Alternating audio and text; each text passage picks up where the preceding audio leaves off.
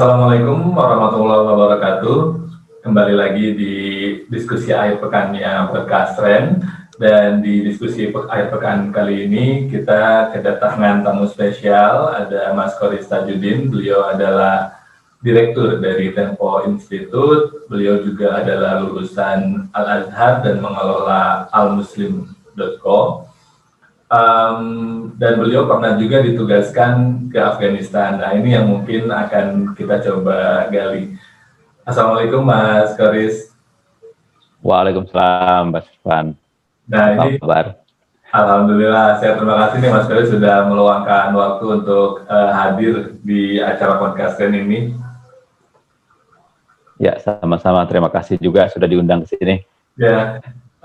Pengen ini nih Mas Qoris, pengen bertanya. Jadi kan kalau saya baca di bukunya Mas Qoris yang mengarungi Samudra Al-Fatihah ini, Mas Qoris bercerita tentang bagaimana Mas Qoris sempat tertarik gitu ya untuk menjadi seorang mujahidin, tetapi juga Mas Qoris mengalami suatu peristiwa di mana Mas Qoris ditodong gitu oleh tentara Al-Qaeda ya di Afghanistan. Nah, sehingga pengen diceritain dong gimana sebetulnya kisahnya nih Mas. Iya. Oke, ya sebetulnya bukan pengen jadi mujahidin ya, tapi begini, sebagai anak pesantren terus hidup di lingkungan yang sangat agamis gitu, sejak kecil, bukan sejak kecil sih, ketika remaja, ketika di pesantren itu, dan juga ketika misalnya ketika saya kuliah di Al-Azhar, Kairo, itu waktu itu kan, waktu kita SD itu ada ini ya, ada perang di Afghanistan antara kelompok yang ingin keluar dari kungkungan Soviet, karena waktu itu pemerintahan Afghanistan itu dikuasai oleh seorang presiden namanya Najibullah, dan dia itu adalah bonekanya Uni Soviet. Waktu itu masih ada Uni Soviet. Jadi Afghanistan itu berbatasan dengan negara-negara Uni Soviet, sehingga pengen dicapok juga. Nah, ada perlawanan dari rakyatnya. Nah, perlawanan itu mereka menyebut diri mereka mujahidin. Jadi ideologi mereka dalam perlawanan itu bukan hanya nasionalisme Afghanistan, tapi juga ideologi keislaman. Sehingga bagi orang-orang yang ada di Indonesia yang waktu itu baru terpengaruh oleh revolusi Iran lah, terpengaruh oleh ini dan segala macam, sehingga itu ada euforia untuk mendukung semua kelompok yang berlabel Islam, termasuk mujahidin di Afghanistan. Yang sebetulnya perjuangan mereka pada saat itu memang patut didukung, karena kan mereka pengen terbebas dari diktator ya. Nah, sehingga citra mujahidin pada waktu itu bagi kelompok ini bagus, tidak seperti misalnya ISIS atau yang lainnya ya. Jadi ini masih ada hal yang positifnya yang kemudian membuat banyak orang tertarik. Para santri pada waktu itu banyak ya, terutama dari kelompok yang ini yang dari tempat saya gitu ya, yang mengidolakan orang kayak Hikmatyar gitu kan ya. Lalu ada beberapa pemimpin mujahidin yang ada di sana itu. Dan itu saya ikutin terus sampai ketika di Kairo, berita-berita mereka, walaupun pada waktu itu mereka sudah berhasil menggulingkan Najibullah dan kemudian malah berantem sendiri gitu. Antara satu faksi dengan faksi yang lain itu mereka rebutan kekuasaan gitu. Nah, itu mulai turun tuh. Tapi tetap kita menganggap bahwasanya mereka itu kelompok yang jasa membebaskan Afghanistan dari kungkungan komunisme pada waktu itu. Semangat itulah kemudian yang akhirnya membuat saya memiliki simpatik paling tidak ya, ketika pertama kali saya diturunkan untuk meliput berita di Afghanistan. Jadi saya meliput berita di Afghanistan itu setelah saya lulus, saya menjadi wartawan, baru 1 atau 2 tahun jadi wartawan gitu, kemudian pecah perang sebetulnya ini 911 ya, peledakan atau penabrakan pesawat ke Twin Tower di New York itu dan di beberapa tempat di Amerika di Pentagon dan segala macam yang membuat akhirnya kemudian Amerika mencari siapa nih dalang Al-Qaeda, siapa dalang penyerangan itu. Kemudian mereka menyerang Afghanistan karena di sana ada Osama bin Laden bersembunyi atau dilindungi oleh Taliban. Nah akhirnya terjadi perang, Kabul jatuh dan saya diminta untuk meliput ke sana. Dan kebetulan saya waktu itu menjadi wartawan Indonesia pertama yang datang setelah Kabul jatuh ya. Setelah perang itu saya masuk karena pada waktu itu memang nggak ada yang bisa masuk. Ada hal positif dari Taliban. Jadi walaupun Taliban itu kita memiliki banyak sekali kritik terhadap dia, tapi ada satu hal positif dari dia adalah dia tidak mengizinkan siapapun masuk ketika perang. Nah ini ketika saya mau masuk, mereka bilang nggak boleh masuk. Kenapa? Kami lagi perang dan kalau saya kasih visa ke kamu, berarti kami akan menjadi tuan rumah, kamu menjadi tamu. Jadi nggak apa-apa, saya bilang kan itu tanggung jawab saya, nggak bisa. Dalam budaya kami, tamu itu harus dijaga oleh tuan rumah. Jadi kalau kamu ada apa-apa di sini, kami tanggung jawab. Kami nggak mau tanggung jawab karena sekarang lagi perang. Nah itu walaupun kita tahu mereka memiliki banyak hal negatif ya, tapi satu hal itu saya respect. Kita tidak mengerti mungkin kenapa ini ya Osama bin Laden dilindungi karena mereka punya yang three cups of tea itu kalau kita pernah baca buku three cups of tea. Jadi mereka punya prinsip bahwasanya tamu itu harus dilindungi sampai seperti saudara. Dan itu saya rasakan ketika saya menyewa fixer di sana untuk mengantarkan saya ke Afghanistan. Dia bilang satu rambut kamu pun nggak akan gugur selama di Afghanistan. Artinya kamu nggak akan kenapa-napa. Walaupun rambut saya pada akhirnya botak juga gitu kan. Jadi ada apa? Ini mereka begitu. Komitmen mereka begitu. Akhirnya ya. Semua tamu dilindungi, walaupun tamu itu sebetulnya nggak layak dilindungi, kayak Osama bin Laden kan dia seorang teroris ya, buat apa dilindungi juga gitu. Tapi jadi karena mereka punya tamu ya, sorry. Jadi Osama bin Laden itu posisinya tamu di sana. Gimana? Osama bin Laden itu jadi posisinya sebagai tamu di sana gitu atau? Ya, semua orang asing kan dianggap tamu, dan tamu itu kan ada tingkatannya. Minum teh pertama itu dianggap sebagai tamu, minum teh kedua dianggap sebagai teman, minum teh ketiga sudah saudara. Jadi bagi mereka kalau udah tamu udah saling kayak saudara ya harus dilindungi habis-habisan. Ya mungkin ada itunya juga, mungkin juga karena Osama bin Laden juga punya banyak duit yang bisa membuat mereka mendapatkan banyak ini ya. ada banyak faktor lah yang membuat mereka kenapa mereka kemudian melindungi Osama bin Laden. Selain juga mungkin faktor ideologis dan yang lainnya. Jadi begitu. Akhirnya saya bisa masuk bukan lewat jalur resmi. Saya masuk lewat atas gunung. Jadi naik ke atas gunung, lalu ya dua kali gunung lah untuk masuk dari perbatasan Pakistan. Saya masuk dari Pakistan ke Afghanistan supaya nggak ketahuan kan. Kalau lewat jalan biasa kan ketahuan. Sampai ke sana, saya masuk di bagian sisi timur dan saya punya misi, saya punya kewajiban untuk sampai di ibu kota Afghanistan di Kabul. Ya. Nah, setiap hari sebelum berangkat atau waktu di Pakistan juga saya selalu mengamati front line-nya di mana sih gitu kan. Kenapa saya harus tahu front line? Karena kalau enggak, saya akan memotong front line itu kan garis yang memisahkan dua kelompok. Waktu itu kelompoknya kelompok Mujahidin, kelompok Taliban. Jadi Taliban sama Mujahidin itu berantem. Okay. Jadi tadi Mujahidin itu yang kemudian akhirnya mereka berafiliasi ke Amerika. Nah, si Taliban ini yang mempertahankan Osama bin Laden. Nah, saya harus melihat di mana sih mereka berantemnya itu. Jangan sampai saya melintasi kota yang jadi front line. Walaupun medan perangnya itu ada di semua kota gitu kan ya. Tapi kalau saya tiba-tiba jalan naik mobil, tiba-tiba loh kok kita di tengah-tengah orang tembak-tembakan gitu kan nggak lucu kan.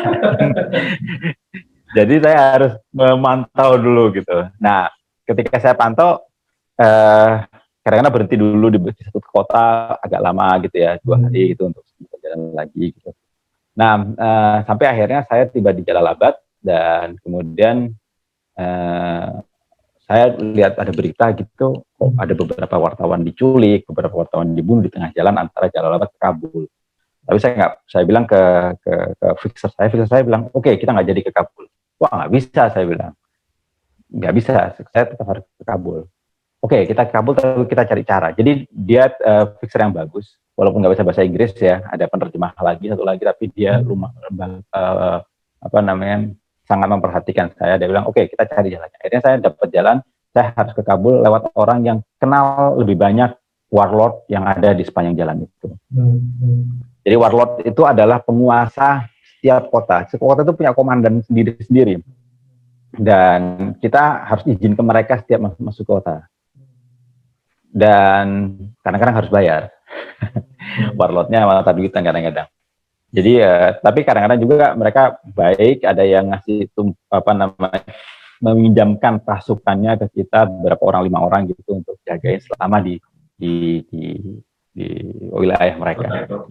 Nah, ada satu tempat saya akhirnya dilepas karena yaitu saya ikut salah seorang pemilik studio foto yang akan mencetak foto ke Kabul. Jadi dia punya studio foto, tapi bukan punya studio foto, punya toko foto.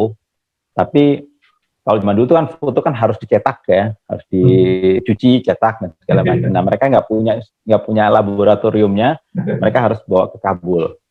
Nah, saya hanya ikut itu. Numpang ada satu mobil gitu, saya sewa dan dia juga ada di situ. Jalanlah kami ke Kabul. Di tengah perjalanan tiba-tiba ada seorang mujahidin membawa Kalashnikov gitu, AK-47 gitu, menghentikan kami. Dan dia bilang dia mau ikut ke depan. Sebetulnya terus si fixer saya bilang, oh nggak bisa, kami udah penuh. Jadi dia duduk depan sama sopir, lalu di belakang itu saya, kan mobil sedan gitu ya, saya di belakang sendirian sama tas gitu. Nah, terus si orang itu mujahidin itu bilang, enggak, itu ada tuh satu lagi tempat. Enggak, itu udah, akhirnya berdebat-debat, oke, masuk. Si fixer saya bilang, oke, lu jangan ngomong apapun ke dia, jangan ngomong, pokoknya jangan ngomong. Nah, masalahnya adalah ketika dia masuk, saya ngucap salam, goblok banget kan. Gue dibilang jangan ngomong, ngucap salam. Assalamualaikum warahmatullahi wabarakatuh. Walaupun saya mengucapkannya itu dengan fasih secara bahasa Arab, tapi kan secara bahasa mereka kan beda gitu kan. Sama kayak orang kita di mana di Makassar mengucapkan salam beda sama orang Jawa gitu kan, logatnya beda. Sehingga dia bilang, wah ini siapa ini gitu kan, ini orang asing ini gitu kan. Walaupun saya udah pakai baju sherwal kamis kan, belum pakai baju mereka, lalu belum pakai jenggotan dan segala macam, tetap aja. Dan tampang saya kan kalau disambarin sama orang sana kan ya udahlah gitu kan, mereka pasti percaya gitu. Nah tapi gitu, kayak tahu terus saya akhirnya ditodong. Pokoknya inilah diinterogasi gitu, terus kata si officer saya, oke, dia orang Islam dan segala macam, dikasih tahu dan oke, lu ngaji kata dia, ngaji apa aja.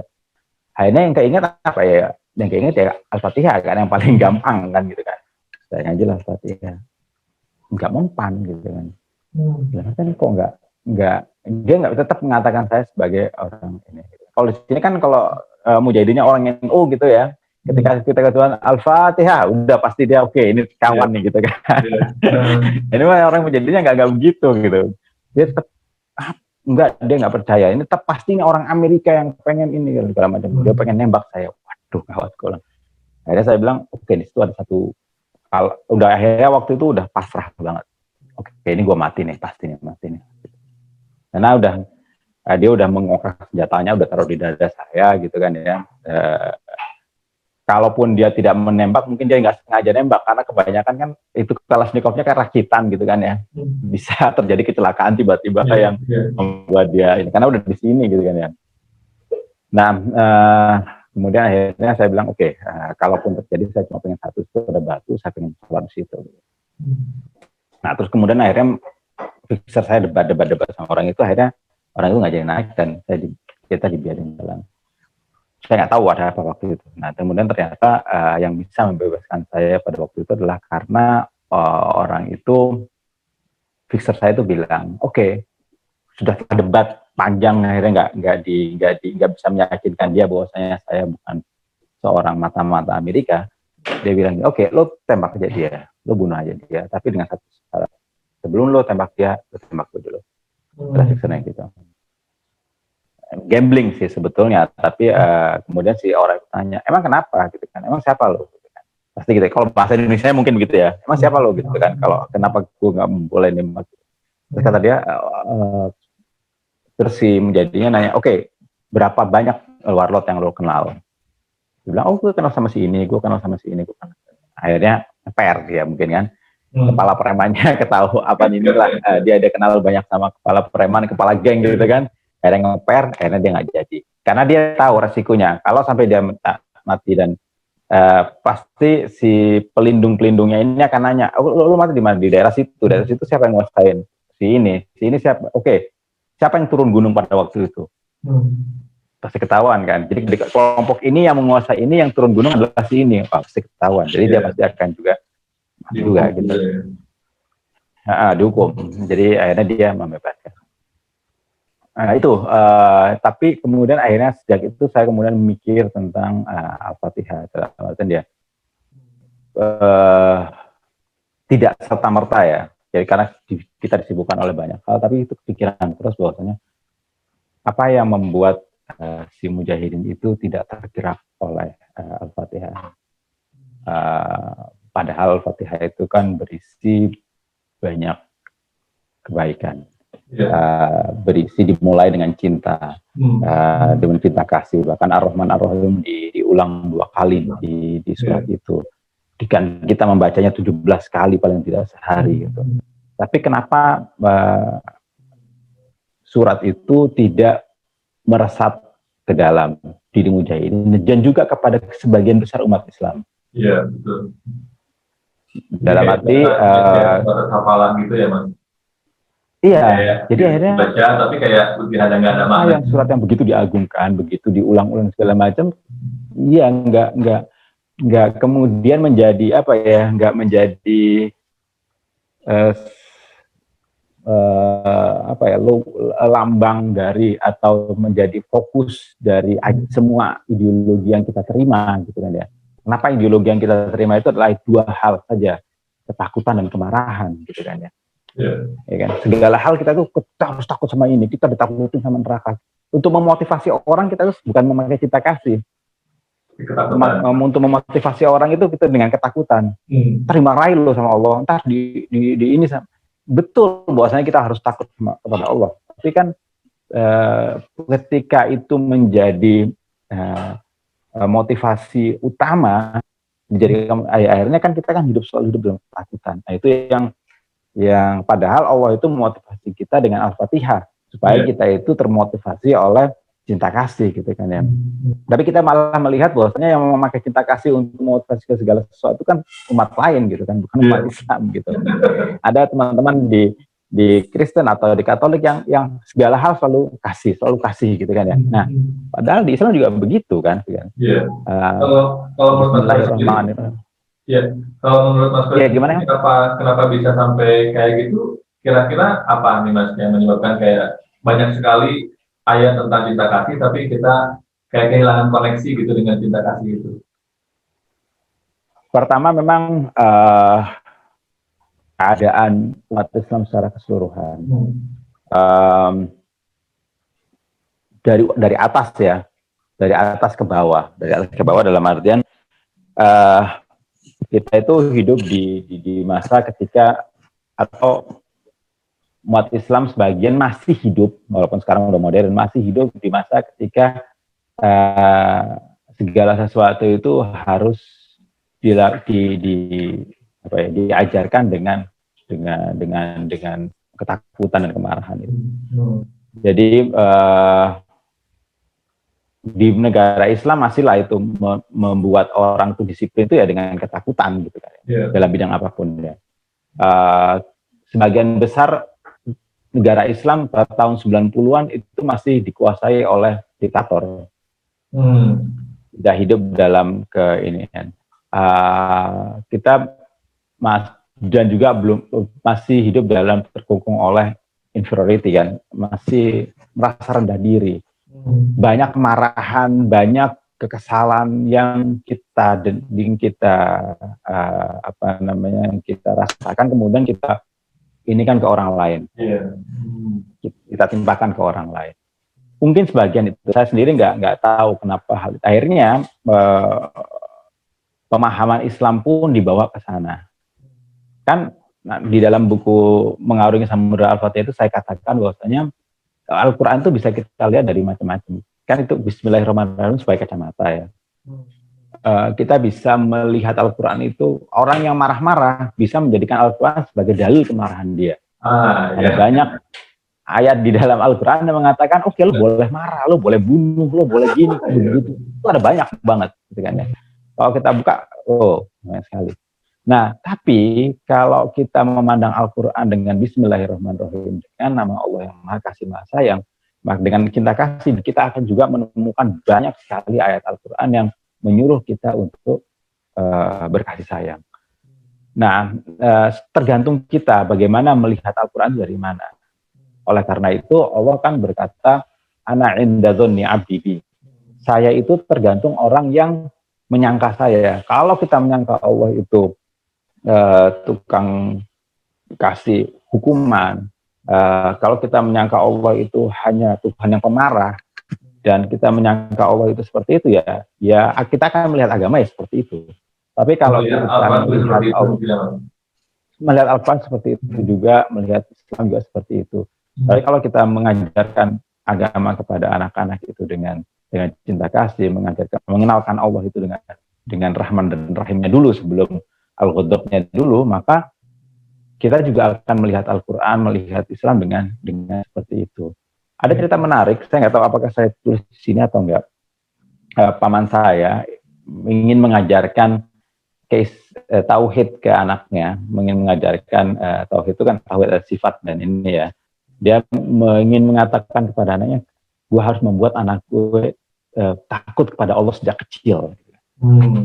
Itu kan ada beberapa orang tua punya semangat seperti itu. Bahkan ada beberapa sekolah yang fokus misinya adalah membuat generasi yang takut pada Allah. Dia bilang, waduh ini agak parah ini, agak berat, bukan agak parah, agak berat karena begini, mungkin kita tanamkan ketakutan di saat yang kurang tepat.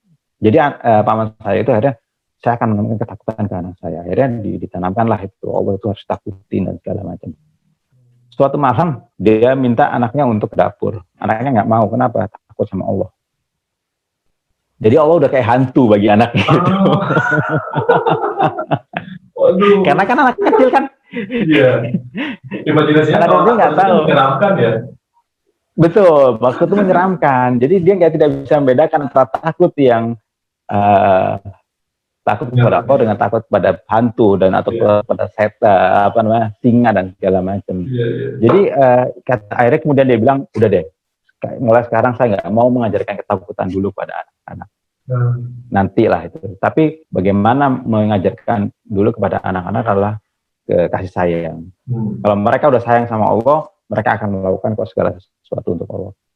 Itu motivasi yang lebih baik kan sebetulnya kan. Betul. Kata dia, jangan ulangi kesalahan saya. Dia ustadz juga, dia bilang jangan ulangi kesalahan saya, kata dia kepada murid-muridnya itu. Jadi itu menarik. Menurut saya sih ya. Tapi nggak tahu, mesti bikin kajian. Kenapa orang Islam memilih yang seperti itu? Oke. Yang ini Mas Koris yang menarik juga kalau yang saya baca di bukunya Mas Koris yang Mengarungi Samudra Al-Fatihah ini, Mas Koris dan menurut saya ini mind blowing banget gitu. Al-Fatihah itu kan sering kali kita persepsikan sebagai surat pembukaan gitu ya. Tapi kemudian Mas Koris ini menyebut bahwa sebetulnya Al-Quran itu lebih cocok jadi pembuka gitu. Yang mungkin tadi berhubungan juga dengan Bismillah sebagai kacamata. Nah, pengen nanya sih kayak proses akhirnya Mas Koris menemukan ini dan kemudian konsekuensi dari sudut pandang melihat Al-Fatihah sebagai pembuka ini seperti apa gitu Mas dalam pembacaan Al-Quran? Ya, ketika berjumpa lagi dengan Al-Quran, saya punya momen ketika berjumpa lagi dengan Al-Quran itu 3-4 tahun yang lalu lah, setelah lama jeda ya. Itu saya mulai untuk mencari-cari arti setiap kata dengan lebih baik. Misalnya kata sabar, itu ternyata setelah saya tahu, setelah saya korek-korek kamus bahasa Arab ke Arab ya, artinya ensiklopedia bahasa Arab, ternyata sabar itu adalah jus pare, buah yang pahit. Arti aslinya, artinya adalah sesuatu yang sebetulnya harus kita terima, ya kan? Dan itu kadang-kadang menyembuhkan gitu kan, jamu gitu. Nah itu kayak gitu ya. Lalu ada misalnya takwa. Takwa orang banyak mengatakan takut kan. Karena apa? Karena kita selama ini mindsetnya adalah takut dari agama itu. Padahal takwa sendiri dari koyah yang artinya adalah awareness. Apa ya? Artinya adalah aware. Yang artinya adalah sadar, kesadaran. Jadi bertakwa kepada Allah adalah sadar akan kehadiran Allah. Akhirnya saya banyak, termasuk ketika kemudian Al-Fatihah. Al-Fatihah saya bilang, kalau bahasa Arab itu pembukaan buku, kan di buku itu ada pembukaan, nah itu dibilangnya iftitah. Mukodima, ada macam-macam lah, tapi salah satunya adalah iftitah. Yang memakai kata dengan dengan kata yang sama ya. Fa, ta, ha. Itu iftitah, bukan fatih atau fatihah. Nah, sedangkan fatih sendiri, fatihah dalam bahasa Arab, kalau fatih itu artinya laki ya, untuk laki, fatihah itu untuk perempuan, feminin sama maskulin.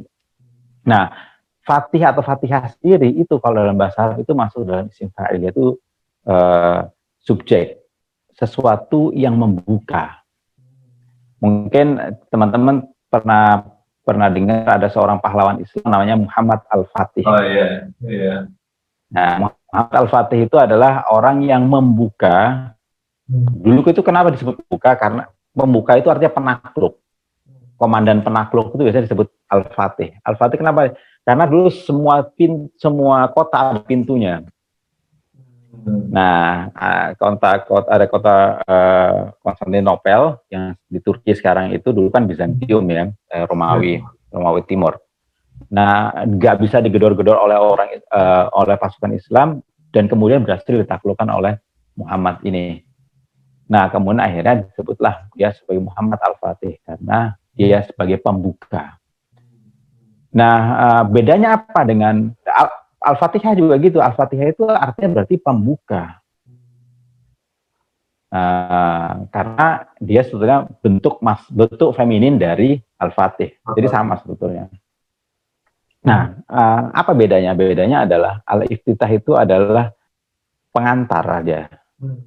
Nah, sedangkan Al-Fatih itu adalah seperti orang yang membuka, orang yang tim advance-nya lah. Kalau kita lagi mau tur atau lagi mau ke suatu tempat itu, dia yang tahu duluan.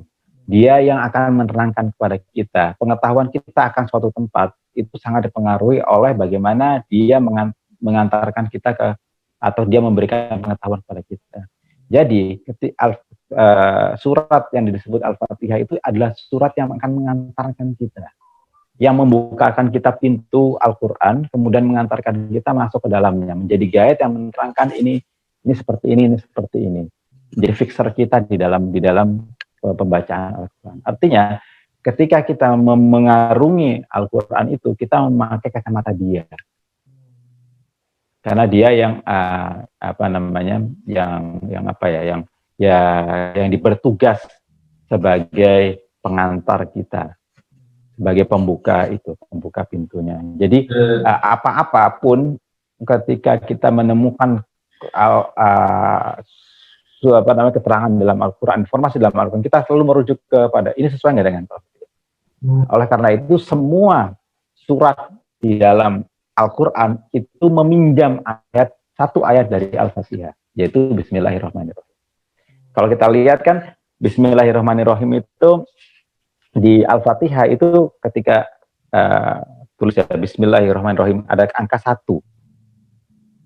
Itu artinya adalah itu ayat pertama. Tapi kalau kita buka Al-Baqarah ada Bismillahirrahmanirrahim tapi nggak dikasih angka. Angka 1-nya ada di Alif Lam Mim. Kenapa? Karena Alif Lam Mim itu ayat 1. Bismillah bukan ayat di dalam Al-Baqarah. Dia hanya dipinjam. Untuk apa? Untuk supaya kita ingat bahwasanya ketika masuk ke dalam Al-Baqarah Al-Baqarah, kita harus membacanya dengan kasih sayang atau dengan kacamata Al-Fatihah itu. Jadi seperti itu. Itu sebabnya mungkin ya Al-Fatihah disebut Ummul Quran karena memang hidupnya dari Quran itu sendiri ya. Betul.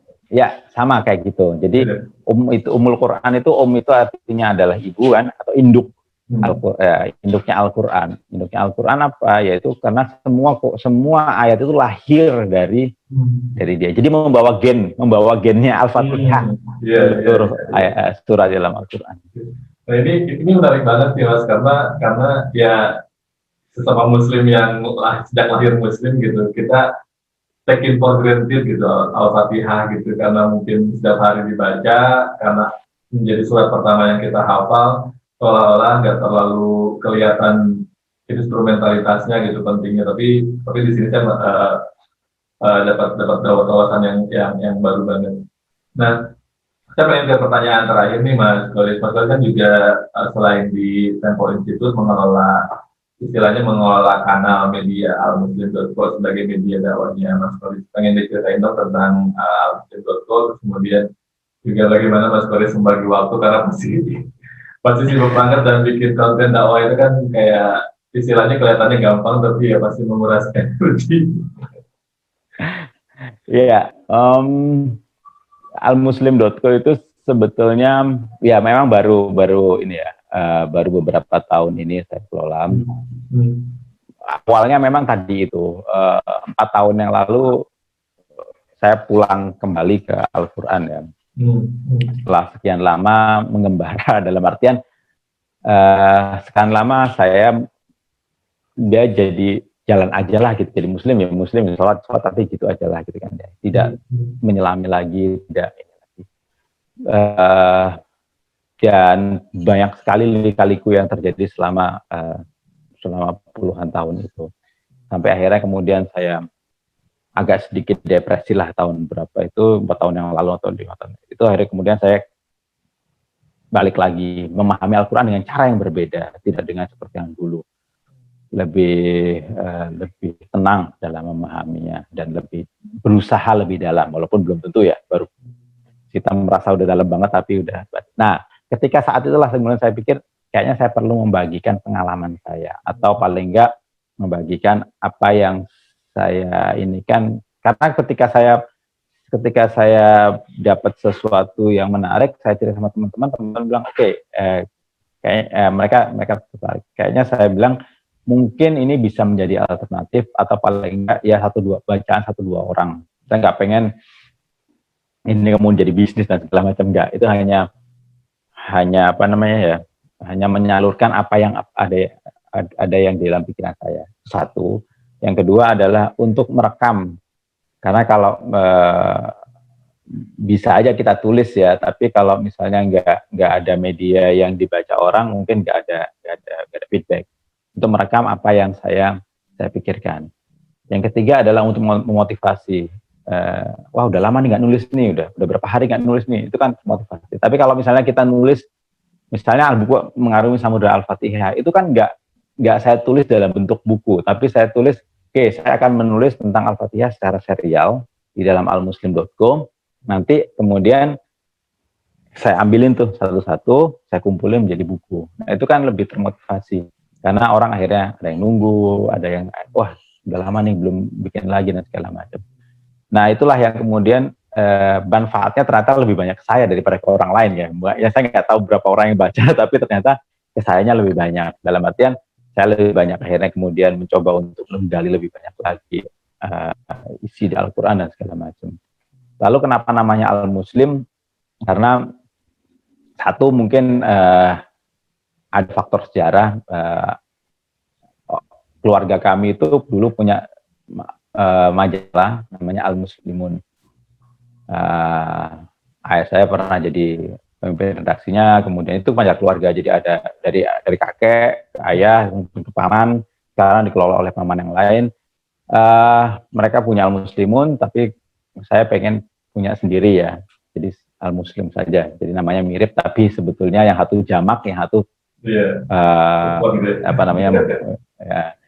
Akhirnya gitu. Jadi itu kira-kira latar belakang dari kenapa membuat itu. Ya memang waktu, bagaimana bagi waktu paling gampang adalah kalau misalnya habis subuh.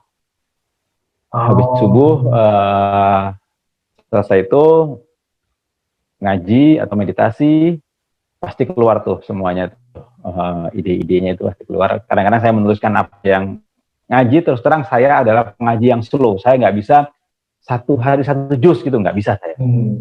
Saya ngaji satu hari satu halaman. Karena ditadaburi itu jangan ya, sambil ditadaburi. Iya, saya lebih ke sana karena saya pikir kalau ngaji itu ya bisa aja mungkin dapat pahala lebih banyak ya. Tapi saya merasa saya nggak dapat apa-apa nih. Akhirnya setiap ngaji dapat satu kata, saya mesti buka lagi buku ini, buka kamus dan segala macam, buka tafsir. Akhirnya ya bisanya segitu. Tapi ya saya pikir udahlah segitu aja, nggak usah banyak-banyak, kayak yang penting saya mendapatkan hikmah dari aktivitas itu. Gitu, Om Irfan. Ya, terima kasih nih Mas Kris. Saya belajar banyak banget ini, mulai dari buku Mengarungi Samudra Patia, salah satu buku yang bagi saya ketika saya baru pertama dapat buku ini dan baca itu kayak, wah ini luar biasa banget. Dan hari ini saya juga belajar tentang, ya kadang-kadang kita juga mungkin perlu untuk baca Quran secara lambat biar kita berprogres gitu ya, tidak hanya baca satu juz gitu kemudian hatam, tapi kita nggak bertambah kedalaman pemahaman kita terhadap Al-Quran. Sekali lagi terima kasih Mas Tulis, terima kasih. Sama-sama, terima kasih juga sudah diundang di sini. Ya, sama-sama. Teman-teman, demikian podcast Keren untuk kali ini di diskusi akhir pekan spesial. Terima kasih, tonton terus podcast Keren, insya Allah ada konten-konten yang menarik lainnya. Terima kasih. Wassalamualaikum warahmatullahi wabarakatuh. Waalaikumsalam warahmatullahi wabarakatuh.